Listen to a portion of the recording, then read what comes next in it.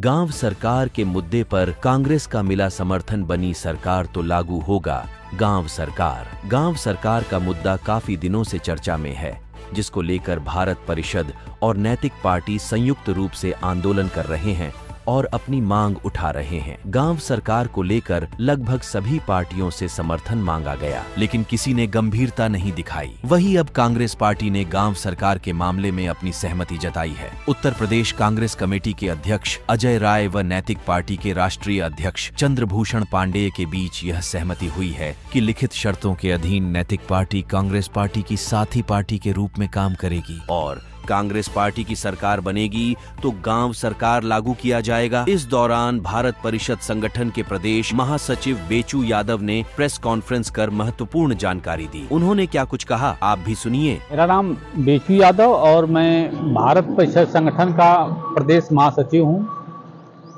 जैसा कि एक आंदोलन हम लोग चला रहे हैं गांव सरकार का, भारत परिषद और नैतिक पार्टी संयुक्त रूप से यह गांव सरकार के मुद्दे की लड़ाई एक आंदोलन के रूप में देने के लिए हम लोग प्रयासरत हैं और इसको चला भी रहे हैं।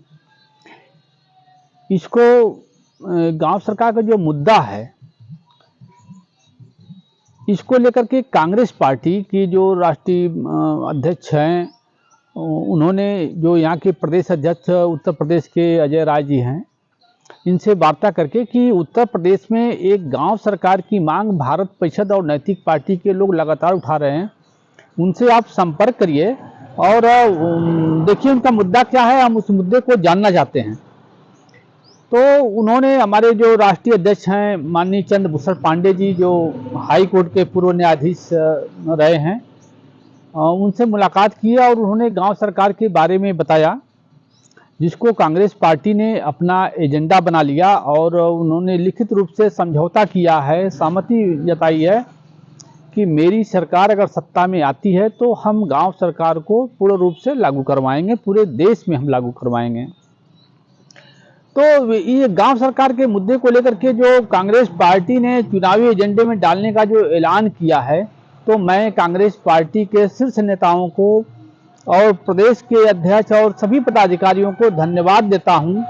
और यह पूरी आम जनता के लिए, ग्रामीण जनता के लिए बहुत बड़ी खुशखबरी है कि गांव सरकार एक राष्ट्रीय स्तर पर एक मुद्दा बनने जा रहा है। अब तक तो जैसे मान लीजिए हम लोग कुछ लोग ही इस चीज़ को उठा रहे थे, गांव सरकार को लेकर के गांव की जनता को जगह जगह जाकर के हम लोग बता रहे थे कि गाँव सरकार हमारा लागू नहीं है, इसको लागू होना चाहिए, लेकिन इस पर कोई उतना ध्यान नहीं दे रहा था। लेकिन कांग्रेस पार्टी का मैं दोबारा फिर से हृदय से आभार प्रकट करता हूं कि जिन्होंने इसको अपना मुद्दा बनाया कि मैं इसको चुनावी मुद्दे में शामिल करूंगा और गांव सरकार को सत्ता में आते ही इसको लागू करूंगा। मैं गांव सरकार के लेकर के तमाम पार्टियों से मिला, क्योंकि गांव सरकार जो है गांव के जनता के हित में है, यह जनता के हित की लड़ाई है। इसमें गांव पंचायत को जो है 29 विभाग संविधान ने दिया है, जबकि एक भी विभाग हम लोगों को स्वतंत्र रूप से गांव वालों को नहीं मिला है। हम लोग प्रदेश सरकार के गुलामी की तरह से ग्राम पंचायतों को चलाने का काम कर रहे हैं और यह 29 विभाग मिल जाएगा तो हम खुद सरकार के रूप में कार्य करना अपना चालू कर देंगे। यह लड़ाई गांव की जनता के लिए बेहतर है। इसमें सारी व्यवस्था, इसमें सारी सुख सुविधा गाँव की जनता को मिलेगा, अधिकार मिलेंगे, तमाम तरह के आगे बढ़ने का अवसर मिलेगा। इसको लेकर के गांव सरकार को लागू कराने के लिए, इसको लेकर के मैंने पूर्व मुख्यमंत्री आदरणीय अखिलेश यादव जी से जाकर के मैंने उनके आवास पर ज्ञापन उनको दिया और गांव सरकार का जो संविधान में जो उनकी प्रति है, इसकी फोटोकॉपी करा करके उनको दिया कि यह संविधान के एक्ट में यह व्यवस्था दी गई है ग्राम पंचायतों को स्वतंत्र इकाई बनाने के लिए 29 विभाग दिया गया है, सरकार का दर्जा उनको देने की व्यवस्था की गई है। इसको आप विधानसभा में उठाइए कि अगर ये व्यवस्था है तो इसको लागू क्यों नहीं किया जा रहा है। उन्होंने उसको बहुत ही बाकायदे से उसको पढ़ा और कहा कि नहीं ठीक है, इस चीज़ को हम सदन में जरूर उठाएंगे, इसकी लड़ाई को हम लड़ेंगे। यह तो आदरणीय लोहिया जी का यह सपना था जो है गाँव सरकार का, जो है बहुत अच्छी चीज़ है, मैं इसको लागू करूँगा, बात को उठाऊँगा।